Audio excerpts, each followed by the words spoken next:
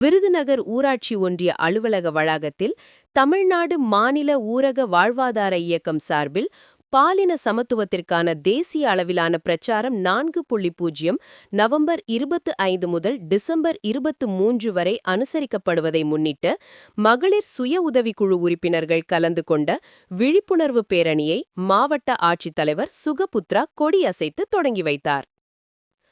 விருதுநகர் மாவட்டத்தில் தமிழ்நாடு மாநில ஊரக வாழ்வாதார இயக்கம் சார்பில் பாலின சமத்துவத்திற்கான தேசிய அளவிலான பிரச்சாரம் 4.0 நவம்பர் 25 முதல் டிசம்பர் 23 வரை அனுசரிக்கப்படுவதை முன்னிட்டு பல்வேறு விழிப்புணர்வு நிகழ்ச்சிகள் நடத்தப்பட்டு வருகின்றன.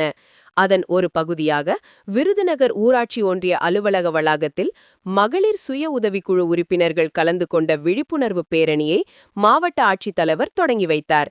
இப்பேரணியில் 300க்கும் மேற்பட்ட மகளிர் சுய உதவிக்குழு உறுப்பினர்கள் கலந்து கொண்டு ஊராட்சி ஒன்றிய அலுவலகத்திலிருந்து புறப்பட்டு அல்லம்பட்டி சந்திப்பு சாலை வரை பாலின பாகுபாட்டிற்கு எதிரான பிரச்சாரங்களை கூறியபடி நடந்து சென்று விழிப்புணர்வு ஏற்படுத்தினர்.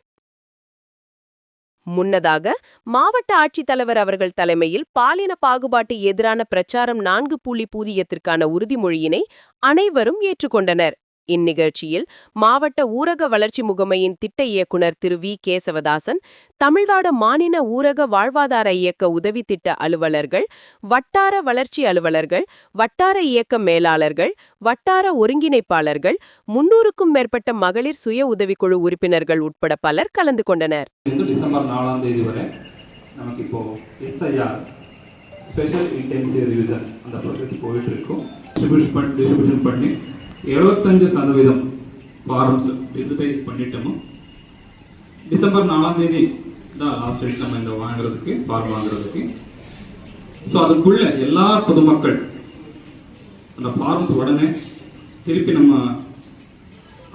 BLOs மட்டுமே ஃபில் பண்ணி கொடுத்த போது மிச்சப்பாடு ஃபில் பண்ணுறோம். இதெல்லாம் இங்கிலீஷ்